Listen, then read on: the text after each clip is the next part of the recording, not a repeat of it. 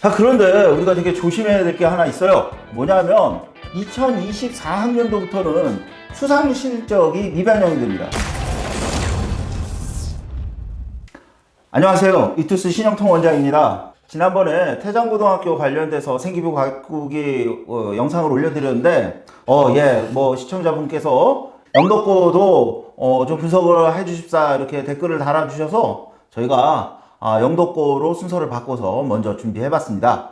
영도고의 생기부 가꾸기 한번 알아보도록 하겠습니다. 네, 그 영도고등학교는 일단 가장 특징적인 게 대회가 무척 많습니다. 또 이 대회라는 게 기존의 수시, 그러니까 과거의 학종에서는 유리하고 반영되는 부분도 많고, 또 특히 수상 대회 관련돼서 상을 받거나 수상을 하게 됐을 때 그것도 유리한 면도 있었는데, 앞으로는 대입에 미반영되는 부분들도 있기 때문에 조금 조심해야 될 게 있고요. 그 다음에 영도고의 특징을 좀 더 알아보고 영도고에서 활동하고 있는 동아리들에 대해서도 알아보도록 하겠습니다. 제가요, 영도고등학교는 대회가 특징적으로 많다 그랬는데, 사실은 다른 학교 홈페이지랑 영도고 홈페이지랑 놓고 비교를 해드릴까 하다가, 이거 또 그러면 또 좋아하실 분들도 있지만, 언짢아 하실 분들도 계셔서, 제가 영도고 홈페이지에 있는 그 영도고 홈페이지의 알림 메뉴에 보면, 이제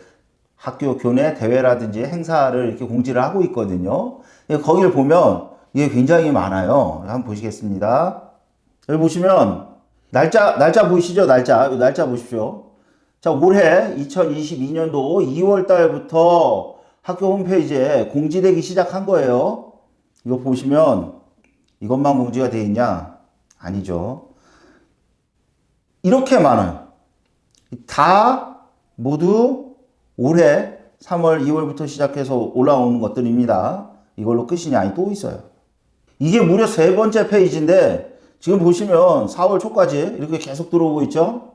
그래서 제가 드리고 싶은 말씀은 이렇게 연중으로 무진장 행사도 많고 대회도 많고 그렇습니다.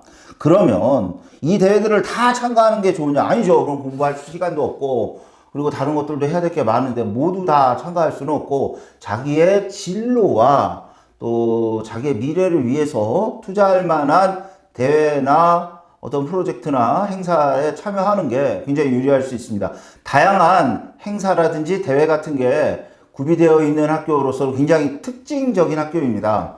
그래서 제가 이런 수많은 것들 중에서 몇 가지 중에 이제 가장 특징적인 거 하나를 골라보자. 그러면 고를 수 있는 게 요 굴렁쇠 학교거든요.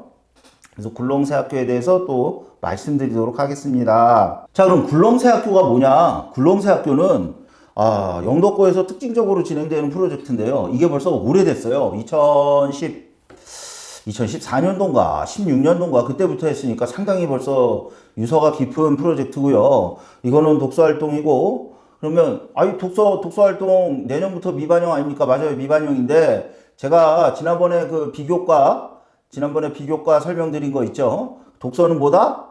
물론 독서는 세특에도 충분히 들어갈 수 있고 진로 활동 관련된 독서 같으면 우리가 창체에도 쓸 수가 있어요.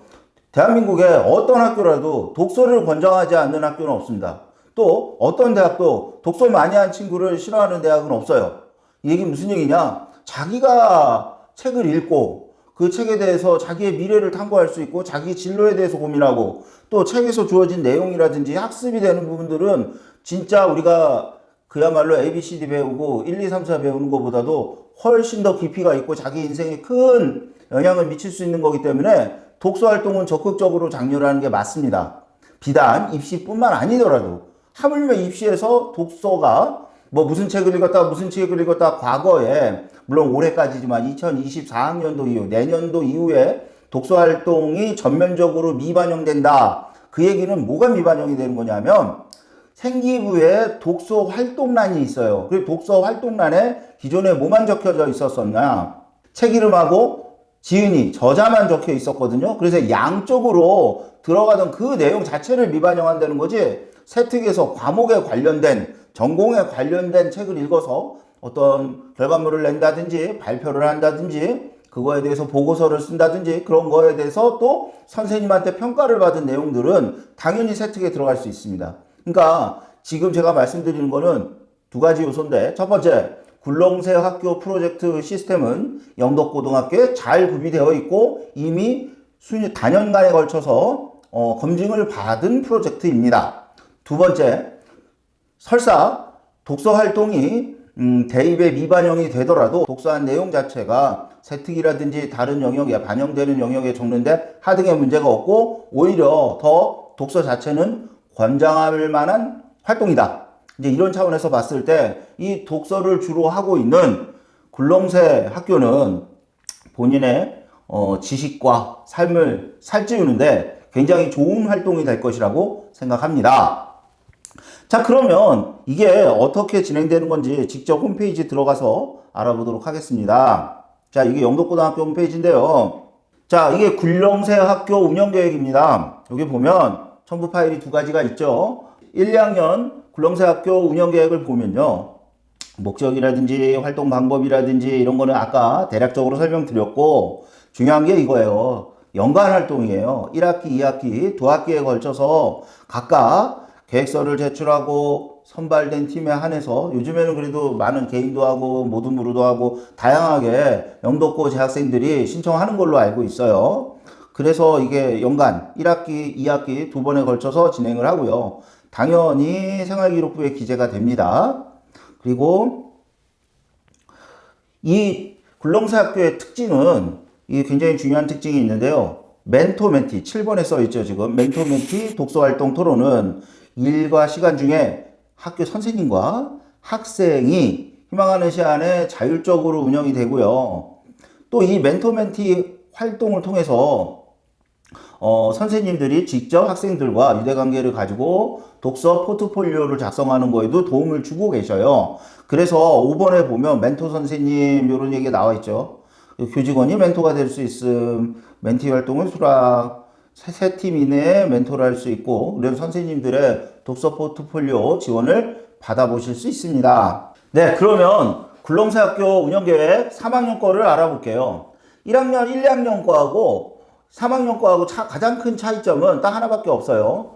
3학년은 3학년 1학기까지만 운영을 한다.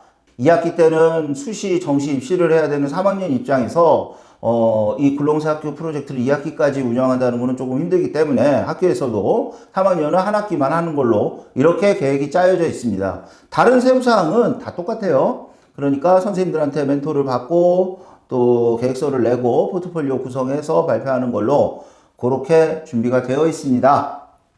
자, 이거 굉장히 좋은 거니까 적극적으로 활용해 보시기 바랍니다. 자, 그런데 우리가 되게 조심해야 될 게 하나 있어요. 뭐냐면 2024학년도부터는 수상 실적이 미반영이 됩니다. 그러니까 지금 우리가 영덕고등학교의 대회라든지 어떤 활동들이 굉장히 다른 학교에 비해서 많이 준비가 되어 있는데 이것들을 적극적으로 반영을 하는 게 올해까지만, 그러니까 그 학생부 기재 요령도 바뀌었고 대입에 학생부 반영하는 내용들도 바뀝니다. 그래서 2023학년도, 즉 올해 3학년까지 해당하는 내용이 있고 올해 2학년인 친구들, 내년에 대입을 준비해서 내년에 3학년 되는 친구들은 2024학년도 입시를 하는 거거든요. 그러니까 내년에 3학년 되는 친구들은 내년 이후에는 아예 수상 실적이 대입에 미반영이 된다. 요거 굉장히 중요한 내용이니까 참고하셔야 되고요. 그런 차원에서 제가 준비를 해봤어요. 자, 여기 보시면 22, 23학년도 작년하고 올해 생기부 기재 요령 바뀐 거 하고요. 내년에 대입에서 바뀌는 내용들을 하고 이렇게 한번 준비를 해봤습니다. 여기 보시면 자기 하단 쪽에 수상 경력 올해까지는 교내 수상 학기당 한 건만 기재하게 되어 있고, 그래서 3년 동안 토탈 6건이 들어가게 되어 있고요.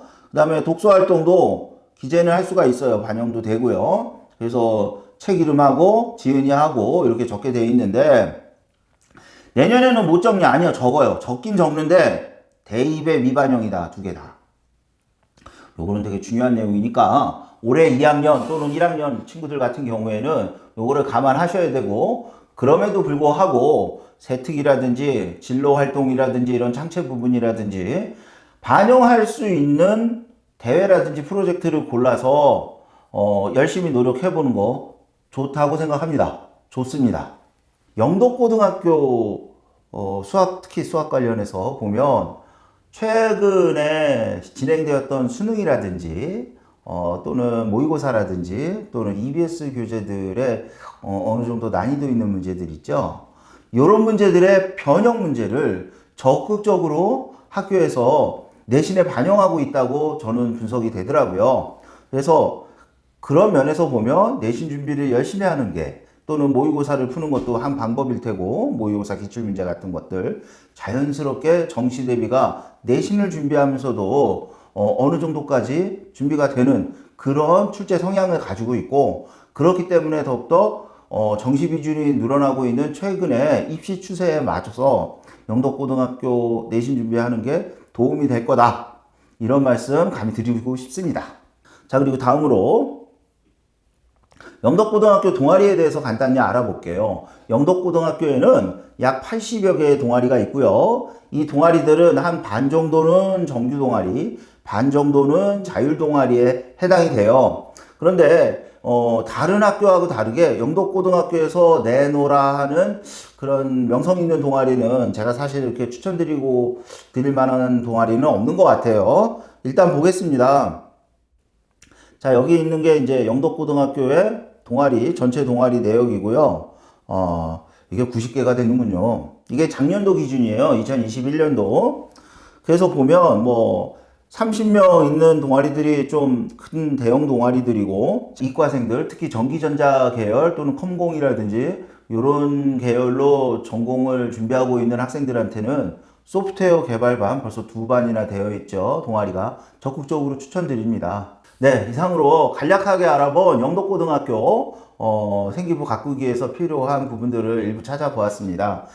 앞으로도 지속적으로 수원시내 고등학교에 대한 생기부 가꾸기 요령에 대해서 또는 주목해야 될 각 학교별로 주목해야 될 특장점에 대해서 알아보는 시간을 가지도록 하겠습니다. 감사합니다.